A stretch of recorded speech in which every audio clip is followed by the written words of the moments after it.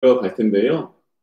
음, 이제까지 김영국 목사님의 교회를 꿈꾼다라는 책을 통해서 하나님 나라라는 시리즈 설교로 우리가 히즐라이프 공동체에서 설교로 은혜를 나눴습니다. 근데 오늘까지 제가 보니까 하나님 나라라는 시리즈 설교의 15번째 시간이더라고요. 제가 이제 계속 하나님 나라 일부터 시작해서 14까지 가니까 어떤 분이 저에게 농담처럼 이렇게 말씀하셨습니다.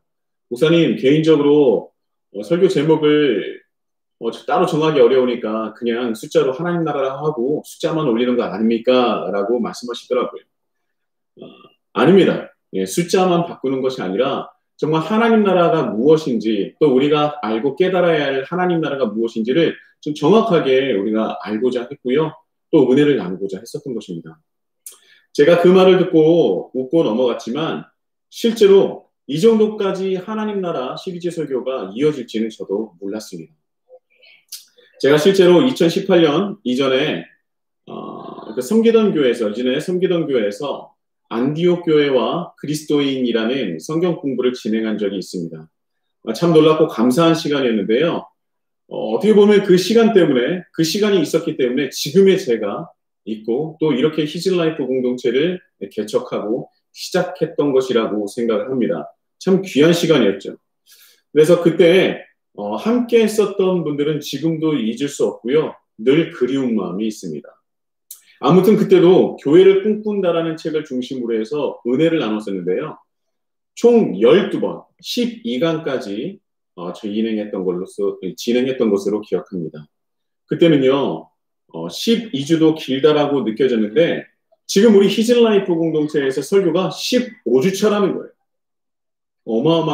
어마어마한 것이죠. 그런데 더 놀라운 것이 무엇인지 아십니까?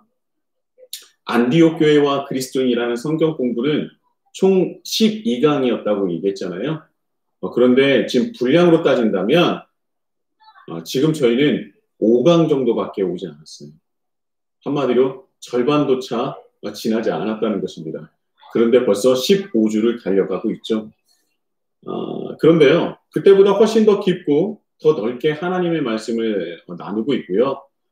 이 말씀을 통해서 하나님께서 우리 히즐라이프 공동체와 또 함께하는 여러분들에게 주시는 귀한 하나님의 뜻이 있다고 생각합니다. 그렇기 때문에 제가 제목을 고민하지 않아서 하나님 나라라는 15주까지 진행한 것이 아니라 이것을 통해서 정말 하나님께서 우리가 원하시는 것이 무엇인지 다시 한번 깊게 고민해보고 기도해보고 그리고 그리스도인으로 성장하셨으면 참 좋겠습니다. 제가 개척을 한다니까 정말 많은 분들이 저에게 좋은 말씀을 많이 해주셨던 것 같습니다. 때로는 제 손을 잡고 기도해 주시는 분도 있었고요. 아무 말씀도 하지 않고 묵묵히 저를 멀찌감치 바라보시면서 눈물을 흘리셨던 분도 계셨습니다. 그리고 나지막하게 이렇게 말씀하셨어요. 목사님 힘내세요. 또 어떤 분은요, 갑작스럽게 전화를 주셔서 왜 이전에는 나에게 말씀하시지 않았느냐라고 섭섭하다고 하시면서 큰 목회하시라고 끝까지 기도하겠다고 저에게 약속을 하신 분도 계셨습니다. 정말 많은 분들의 축복을 받고 히즐라이프 공동체를 시작하게 된 것 같습니다. 그분들을 생각하면 지금도 마음이 찡하고 시간이 지나도 감사한 마음이 사라지지 않아요. 참 감사한 것이죠. 제가 뭐라고 이렇게 많은 사랑과 또 관심을 주시고 기도를 해주시는지 정말 감사할 따름입니다. 그런데요, 제가 개척을 하면서 적지 않은 분들이 저에게 물으셨던 질문들이 있습니다. 그 질문이 뭐냐면 개척을 결정하시기까지 많은 고민과 기도가 있었을 텐데 개척이 하나님의 뜻인지 개척하시는 것이 하나님의 뜻인지 어떻게 확신했냐는 그런 질문이었어요. 정말 적지 않은 분들이 똑같은 질문을 저에게 굉장히 많이 해주셨습니다. 한마디로 하나님의 뜻을 어떻게 깨달으셨냐, 어떻게 확신했느냐라는 것이죠. 반대로 자기는 하나님의 뜻을 아는 것이 정말 힘들고 때로는 헷갈리고 굉장히 난해하다는 것입니다. 아무리 기도해도 하나님의 뜻이 어떤 것인지 분별하기가 너무나 어렵다는 것이죠. 하나님, 이것입니까? 하나님, 저것입니까? 개척입니까? 청빙입니까? 이 남자입니까? 저 여자입니까? 이 직장입니까? 저 직장입니까? 이 학교입니까? 저 학교입니까? 도통 하나님의 뜻을 모르겠다는 거예요. 도통 알 수가 없죠. 그리고 때로 저에게 그 답을 알려달라고 하시는 분도 있어요. 그럴 때가 가장 힘듭니다. 얼마나 제가 난처한지 몰라요. 제가 하라는 대로 하지도 않으실 거면서 막 저에게 물어보는 겁니다. 그렇게 물어보시는 분들은요, 때로는 이런 분들이 있어요. 자기가 원하는 것은 정해져 있는데 그것에 대한 확신과 그거에 대한 지지를 원하시는 분도 있습니다. 그런 분은요, 자신이 원하는 답을 제가 말을 해드리지 않으면 굉장히 섭섭해 하시죠. 제가 근데 그 속을 어떻게 합니까? 참 난해할 때가 많아요. 그런데요, 대부분 자기가 어떻게 선택해야 좋은 선택인지 모르기 때문에 선택하기가 힘들어서 저를 찾아오신 분들이 대부분이라는 겁니다. 그런데 말이죠, 여러분, 자기 일을 자기도 모르는데 남인 제가 어떻게 합니까? 여러분, 점쟁이도 그런 거 잘 몰라요. 그러니까 그들이 하는 말이 남에게 미루지 않습니까? 남쪽으로 가라, 동쪽으로 가라, 뭐 서쪽으로 가라. 우리는 귀인이 나타날 것이다. 라는 것이죠. 자기가 해결하지 못하니까 미루는 것 아닙니까? 지구는 둥그니까 어떻게 보면은 가다 보면 제자리로 돌아올 때까지 누군가는 만나지 않겠어요? 근데 여러분 그거 아십니까? 절대 귀인을 만나러 가는 방향은요, 북쪽을 말하지 않습니다. 왜 그럴까요? 우리나라는 북쪽으로 가봐야 북한 만납니다. 그러니까 절대 북쪽으로 가라고 하지 않습니다. 농담이었고요. 우리가 신앙생활을 하면서 가장 궁금해하는 것 중에 하나가 무엇이냐면 바로 하나님의 뜻이에요. 하나님의 뜻이 잘 모르겠다는 거예요. 어떤 것이 하나님의 뜻입니까? 여러분, 그렇다면 우리는 하나님의 뜻을 알 수 있습니까? 깨달을 수 있습니까? 여러분들은 어떻게 생각하십니까? 정말 우리가 하나님의 뜻을 깨달을 수 있는 것입니까? 오늘의 말씀을 보면요. 성령이 이르시되라고 분명히 말씀을 전하고 있습니다. 성령께서 이르시는 하나님의 뜻을 정확히 깨달았다는 말씀이죠. 성령께서 말씀하시는 것을 정확히 듣고 이것이 하나님의 음성이며 하나님의 뜻이라는 것을 깨달았다는 말씀입니다. 이 말씀을 비롯한다면 이 말씀을 통해서 우리가 알 수 있는 것은 무엇이냐면 우리는 성령님을 통해서 하나님의 뜻을 깨달을 수 있는 존재라는 것입니다. 오늘 말씀을 더욱 정확하게 말을 한다면 1절의 말씀을 다시 한번 돌아봐야 됩니다. 제가 1절의 말씀을 봉독해 보겠습니다. 안디옥 교회에서 선지자들과 교사들이 있으니 곧 바나바와 니게르라 하는 시므온과 구레네 사람 루기오와 분봉왕 헤롯의 젖동생 마나인과 및 사울이라. 자, 2절 말씀과 이어서 본다면 이것이 무슨 말씀이냐?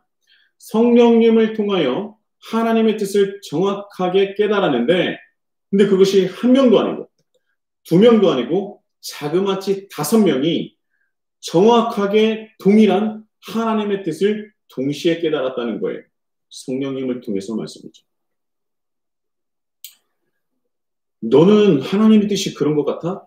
나는 아닌 것 같은데?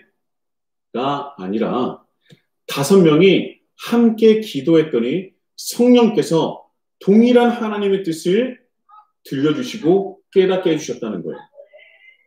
한 명도 그 뜻이 다르게 느끼지 않았고 동일한 하나님의 뜻을 정확하게 확실하게 깨달았다라는 말씀을 우리에게 오늘 전해주고 계신다는 것입니다. 우리는 나를 향한, 나 한 명을 향한 하나님의 뜻도 구하는 것이 힘든데 이 말씀은 자그마치 5명의 성령께서 말씀하시는 하나님의 뜻을 한치의 오차도 없이 정확하게 깨달았다는 것이죠. 그 결과가 2절 후반절에 나옵니다. 바로 안디옥 교회를 섬기는 지도자 5명 중에서 바나바와 사울을 따로 세워서 다른 사역지로 파송하라라는 하나님의 뜻이자 성령님의 이르심이었다는 것입니다. 이 말씀을 보면 우리는 하나님의 뜻을 정확하게 성령님을 통하여서 알 수 있다는 것입니다. 깨달을 수 있는 존재라는 거예요. 하나님의 뜻을 알 수 있는 존재라는 것입니다. 성경에 정확하게 기록되어 있는 진리라는 것이죠. 우리는 하나님의 뜻을 깨달을 수 있는 존재입니다. 성령님의 역사하심으로 말미암아 하나님의 뜻을 깨달을 수 있는 존재라는 것이죠. 이것이 우리의 능력이고 특권입니다. 여러분 기뻐하세요. 우리는 하나님의 뜻을 깨달을 수 있는 존재고요. 우리는 하나님의 뜻을 깨달아 따를 수 있는 존재라는 것입니다. 성경을 보면 하나님의 뜻을 깨달은 선지자들이 이 세상을 향하여서 선포하는 하나님을 떠난 세상을 향하여 거침없이 전하는 모습을 우리는 어렵지 않게 봅니다. 그래서 하나님의 뜻을 전하면 좋은 일만 있지는 않다는 것도 우리가 잘 알고 있죠. 하나님의 말씀을 깨달아서 이 세상에 그 뜻을 전하면요. 때로는 뺨을 맞기도 하고요. 죽음의 위협을 당하기도 하고요. 자신의 것을 빼앗기기도 합니다.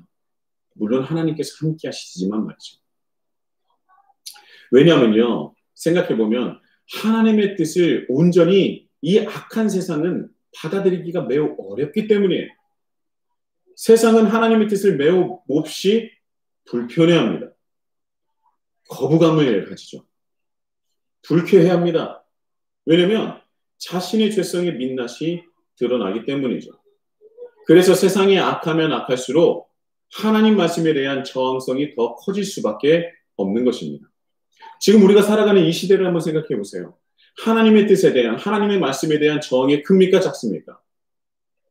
매우 클 겁니다. 굉장히 크고요. 또 불쾌하고요. 때로는 그것이 진리가 아니라고 진리를 왜곡하기까지 하는 것이 바로 우리가 살아가는 이 시대입니다. 그래서 영적으로 분별하고 하나님의 뜻이 무엇인지를 분별할 수 있는 영이 그 어느 때보다도 필요한 시기가 바로 우리가 살아가는 이 시대가 아닌가라는 생각을 합니다. 그런데 말이죠. 이 악한 세상을 다시 회복시킬 수 있는 오직 유일한 방법이 무엇입니까? 하나님의 말씀이에요. 하나님의 뜻인 줄 믿습니다. 하나님의 뜻만이, 하나님의 말씀만이, 하나님의 계획만이 이 세상을 다시 악한 세상으로부터 선한 세상, 하나님 나라로 변화시킬 수 있는 것이죠. 다른 것으로는 불가능합니다. 수많은 교육들, 정말 그 교육적인 것들이 얼마나 수세기 동안 쌓여 있습니까? 기술들, 눈부신 과학의 발전, 그러나 이 모든 것들이 이 세상을 회복시키는 것이 아닙니다. 때로는요, 이 세상을 회복시키는 것을 유예시킬 수도 있어요. 그러나 그것은 영원하지 않습니다. 분명한 한계가 있다는 것이죠. 오직 이 세상을 회복시킬 수 있는 오직 유일한 방법은 하나님의 뜻이며 하나님의 뜻이 담긴 하나님의 말씀인 줄 믿습니다.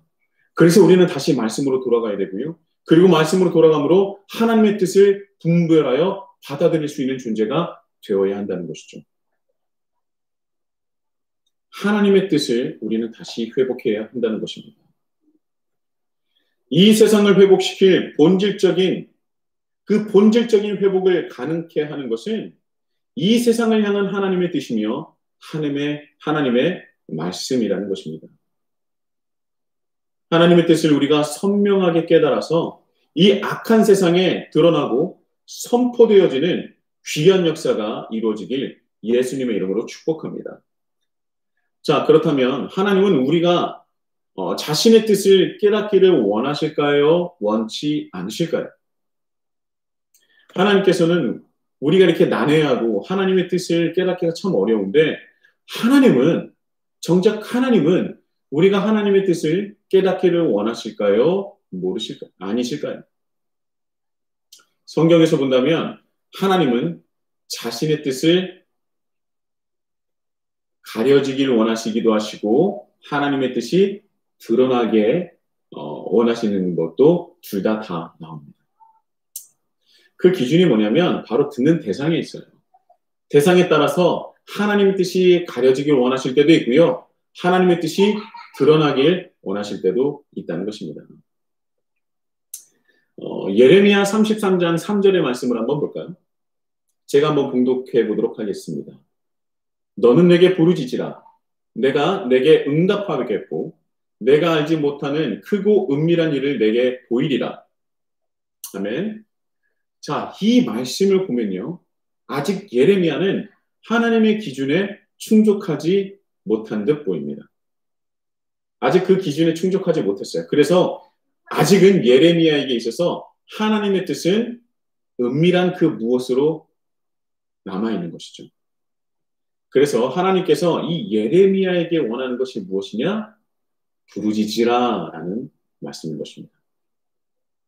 하나님의 뜻을 깨닫기 위한 간절한 부르짖음, 그 부르짖음이 필요한 때입니다. 그래서 그가 하나님께 부르짖음으로 말미암아 예레미야가 하나님께서 원하시는 그 뜻을 깨닫기를 원하신다는 것이죠. 또 다른 말씀을 한번 볼까요? 이사야 6장 9절에서 10절까지의 말씀입니다. 제가 한번 다시 봉독해 보도록 하겠습니다. 여호와께서 이르시되 가서 이 백성에게 이르기를 너희가 듣기는 들어도 깨닫지 못할 것이요 보기는 보아도 알지 못하리라 하여 이 백성의 마음을 둔하게 하며 그들의 귀가 막히고 그들의 눈이 감기게 하라.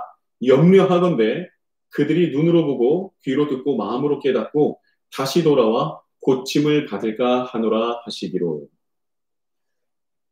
자, 이 말씀을 들어보면요. 하나님께서 자신의 뜻을 감추고 사람들이 하나님의 뜻을 깨닫지 않기를 바라시는 것 같습니다.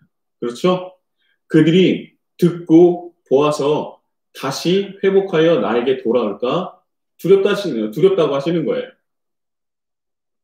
그래서 보고도 듣고도 깨닫지 못하게 하나님께서 그들의 마음을 둔하게 만드시겠다라는 말씀까지 하십니다.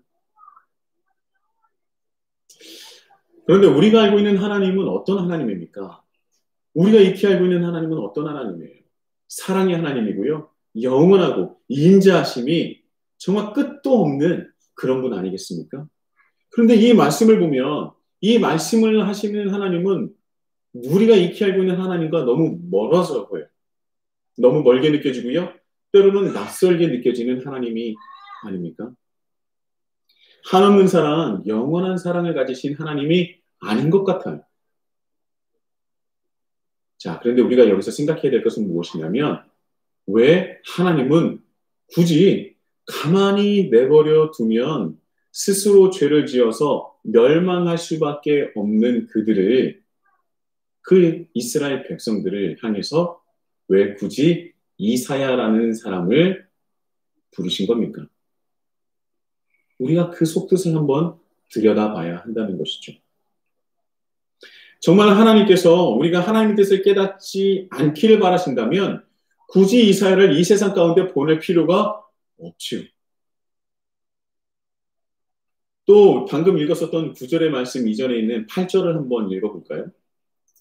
이런 말씀이 있습니다. 내가 또 주의 목소리를 들으니 주께서 이르시되 내가 누구를 보내며 누가 우리를 위하여 갈고 하시니. 자, 여기서 내가는 누굽니까? 누구예요? 이사야예요. 이사야가 가만히 목소리를 들으니 주님께서 말씀을 하시는데 우리 하나님께서 말씀하시는데 내가 누구를 보낼까? 내가 우리를 위해서 누구를 보낼까? 염려하고 계시잖아요. 그렇죠? 염려하시는 하나님이 바로 우리가 익히 알고 있는 우리를 사랑하시는 하나님의 모습 아니겠습니까? 여러분, 이 말씀은요. 하나님께서 너무나 악해져만 가는 세상을 보고 가슴 아파하시면서 걱정하시고 또 안타까워하시는 그 말씀이 가득 담긴 것이 바로 6장의 말씀입니다. 그리고 그것이 가장 드러나는 것이 어떤 말씀입니까? 8절의 말씀인 거죠. 8절에 드러나는 하나님의 마음은요. 특히 하나님께서 가슴 아파하시는 두 가지 이유가 있어요. 첫 번째는 뭐냐? 악해져가는 세상입니다. 구체적으로는요. 하나님을 버린 하나님의 백성이겠죠. 그리고 하나님께서 가슴 아파하시는 두 번째 이유는 하나님의 뜻을 깨닫고 하나님의 마음을 전해줄 사람이 너무나 없다는 것입니다. 첫 번째는 악해져가는 세상인데 두 번째, 그 악해져가 많은 그 세상을 향해서 하나님의 뜻을 온전하게 세상 가운데 드러낼 사람이 없다는 것이 하나님의 마음을 아프게 하고 하나님의 마음을 정말 아리게 만드는 것 아니겠습니까? 이사야 6장의 전반에 걸쳐 흐르고 있는 하나님의 뜻은요, 이 세상에 하나님의 뜻을 전해줄 그 한 사람을 찾고 계시는데 그 사람이 너무 없어서 안타까우시면서 너무나 그 한 사람을 찾고 계시는 하나님의 마음이 담겨 있는 것입니다. 그리고 그 하나님의 마음을 깨닫고 응답한 사람이 누구냐? 바로 이사야라는 것이죠. 자신의 뜻을 감추는 것이 하나님의 마음이 아니라는 것입니다. 자, 신약의 말씀을 한번 더 볼까요? 예수님께서 말씀을 전하실 때 특징이 있었죠. 바로 하나님의 말씀을 직접적으로 드러내시는 것이 아니라 비유로 말씀하세요. 우리는 잘 알고 있지 않습니까? 마가복음 4장 11절에서 12절에 보면 이런 말씀이 있어요. 이르시되 하나님 나라의 비밀을 너희에게는 주었으나 외인에게는 모든 것을 비유로 하나니 이는 그들로 보기는 보아도 알지 못하며 듣기는 들어도 깨닫지 못하게 하여 돌이켜 죄사함을 얻지 못하게 하려 함이라 하시고, 이 말씀을 보면 예수님께서 의도적으로 보지도 듣지도 못하게 하시려는 것처럼 들립니다. 그렇게 보이기도 하고요. 저도 처음에는요, 그런 의미만 있는 줄 알았어요. 그런데 하나님의 마음을 생각해 본 건데 분명히 더 깊은 그 무언가가 있을 것 같다는 거죠. 그래서 이 말씀을 묵상하고 또 묵상하고 연구할 때에 제가 하나님의 뜻을 깨닫게 된 것이 있습니다. 드디어 깨닫게 된 것이죠. 그래서 그것을 여러 주석을 찾아보니까 동일하게 해석한 주석들이 너무나 많았습니다.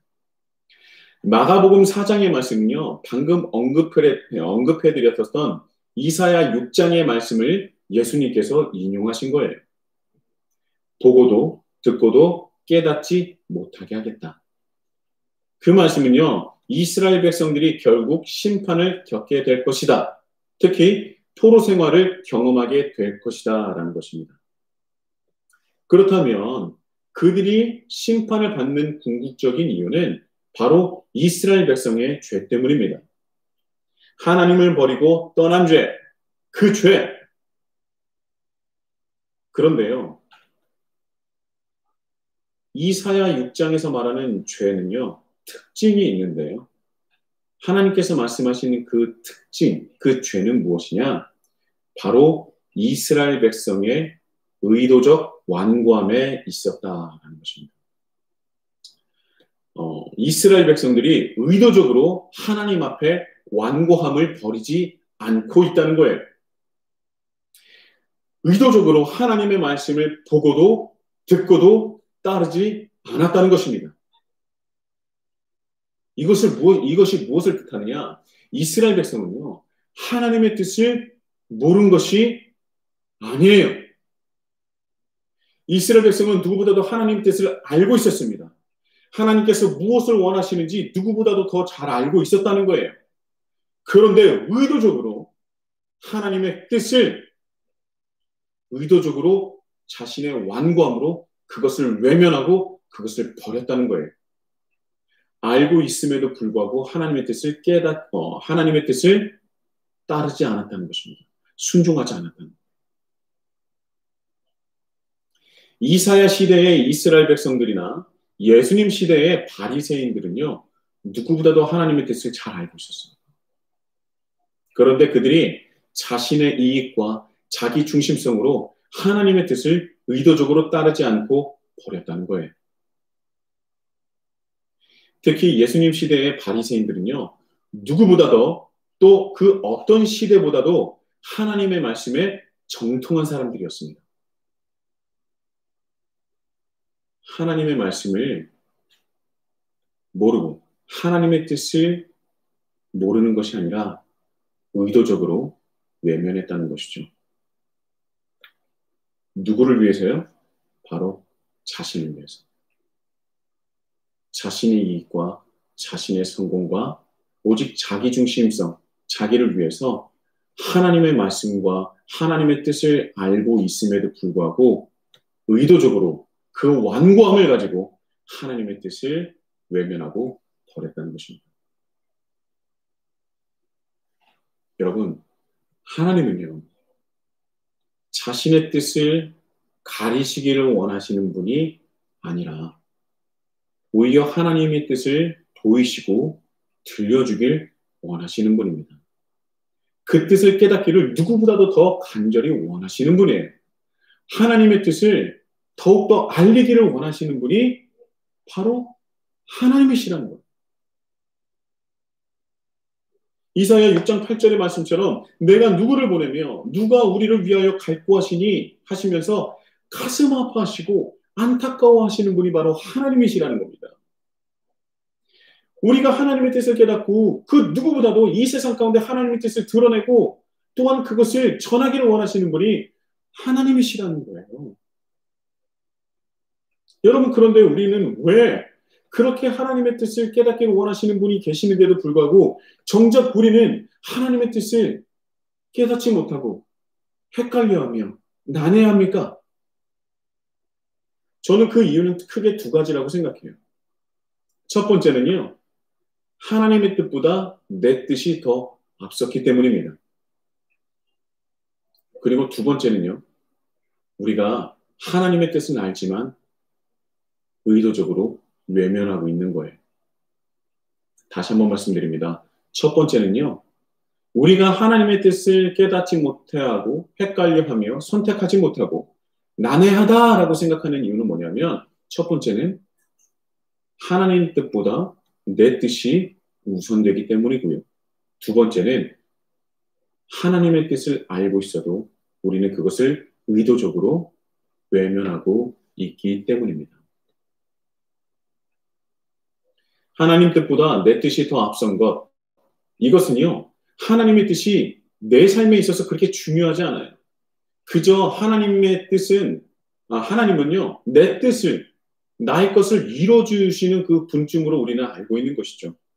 그래서 수많은 분들이 자기의 뜻을 이루기 위해서 기도하고 하나님을 찾거나 때로는 목회자인 저를 찾는 것입니다.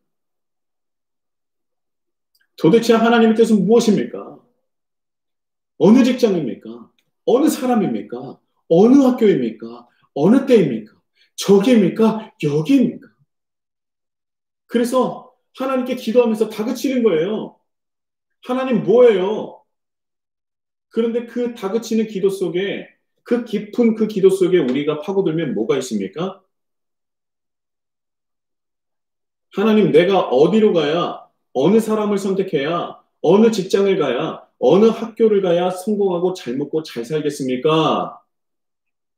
내 중심적인 세계관이 가득 차 있는 것 아닙니까? 지극히도 자기 중심적인 그 죄성이 자리 잡고 있는 것이죠. 그래서 하나님의 뜻은 별로 중요하지 않습니다. 내 뜻이 중요한 거죠. 제가 어디를 가야 누구를 만나야 어느 학교를 가야 하나님의 영광을 드러낼 수 있습니까? 어떻게 해야 하나님의 뜻을 세상에 전할 수 있겠습니까? 라는 기도가 아니라 어떻게 해야 실패하지 않고 성공할 수 있고 잘 먹고 잘 살 수 있겠습니까? 라는 기도를 드리는 거잖아요. 그리고 그것을 바꿔 말해서 어떻게 얘기하는 거예요? 도대체 하나님의 뜻은 어디에 있습니까? 라고 물어보는 것 아닙니까? 내가 성공하고 내가 실패하지 않고 잘 먹고 잘 사는 하나님의 뜻이 그 하나님 뜻이 어디 있습니까? 라고 묻는 것이 우리는 기도라고 생각하잖아요. 그것은 하나님의 뜻이 아니라 나의 뜻입니다. 우리는 하나님의 뜻을 구하는 것이 아니라 나의 뜻을 하나님께 강요하고 있는 거예요.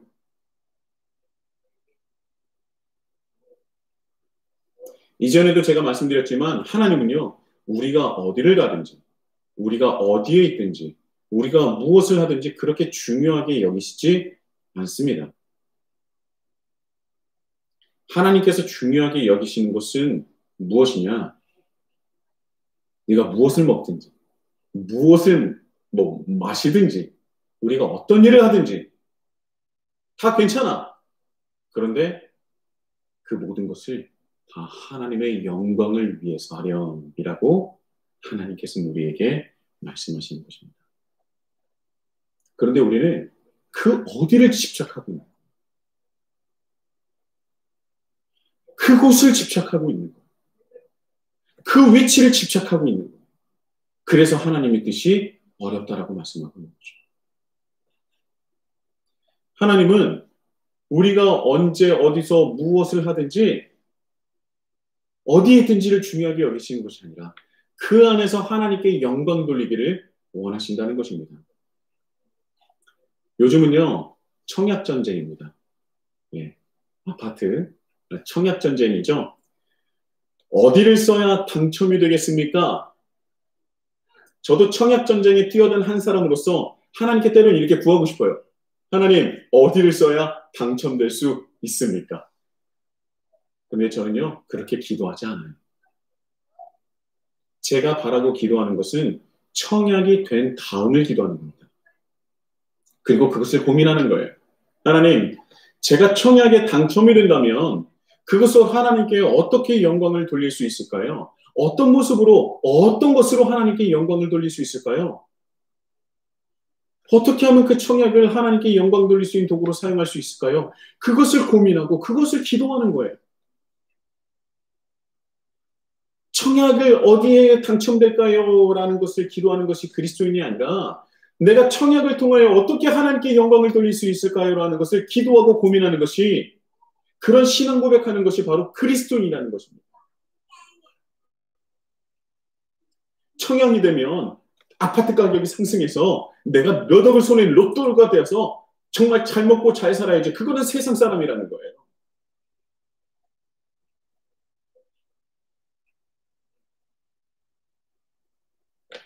그리고 두 번째입니다. 우리가 하나님의 뜻을, 하나님의 마음을 솔직히 모르는 바가 아니잖아요.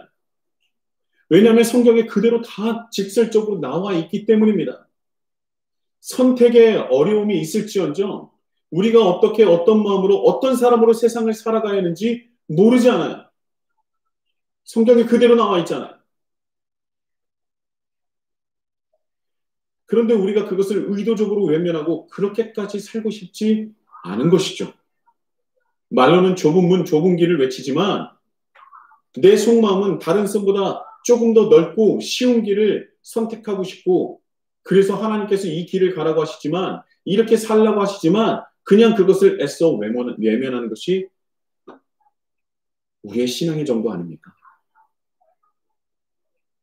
세상은 보다 쉽게, 보다 빠르게 가는 것을 지혜요, 능력이라고 말하지만 하나님은요, 성경을 통해서 우리에게 말씀하시는 것은 늦더라도, 어렵더라도 하나님을 위하여, 하나님 나라를 위하여 살아가기를 원하신다는 것입니다.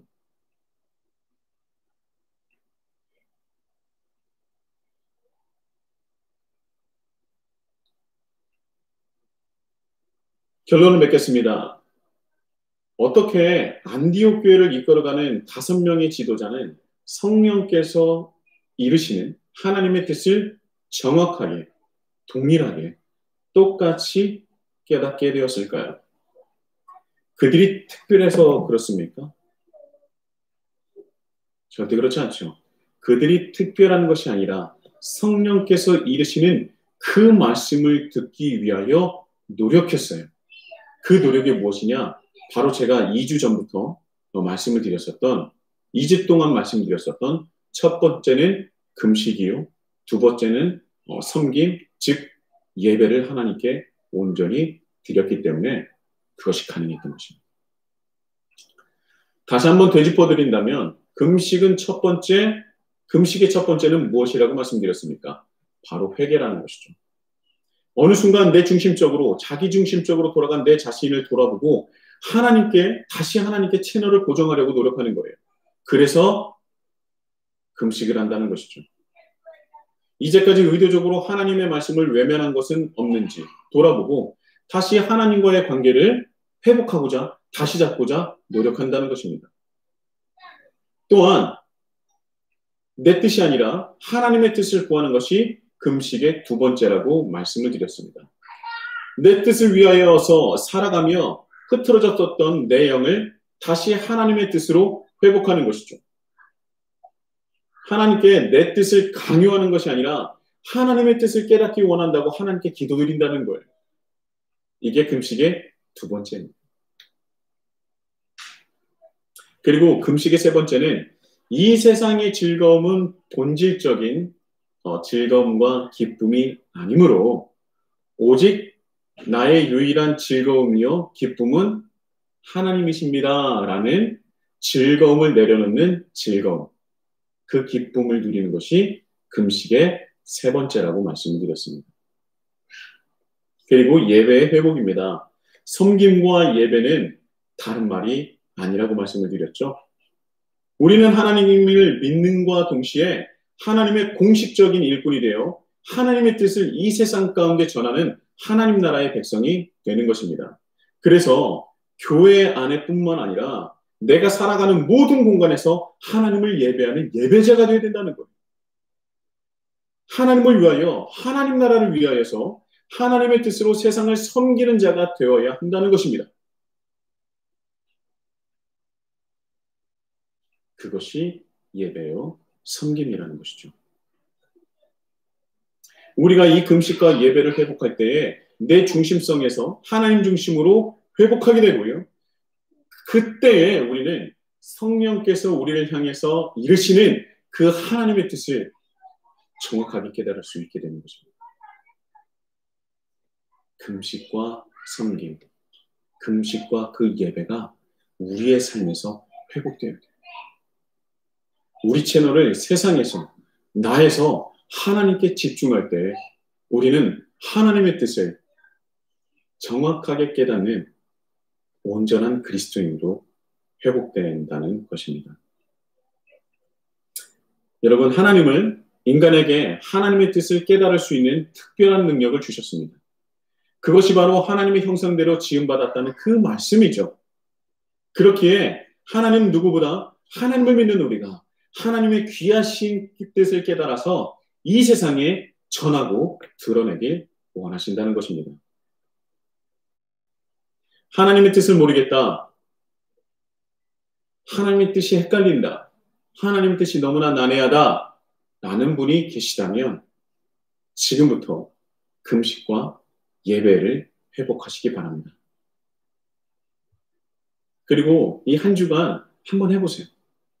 그러면 하나님께서 우리에게 알려주시고 크고 그 은밀한 것을 우리에게 허락해 주셔서 그 놀라운, 그 은밀하고 놀라웠었던, 그 우리가 미처 알지 못했었던, 깨닫지 못했었던, 보고도 듣고도 깨닫지 못했었던 그 하나님의 뜻이 우리를 통하여 이 세상 가운데 드러내게 될 줄 믿습니다.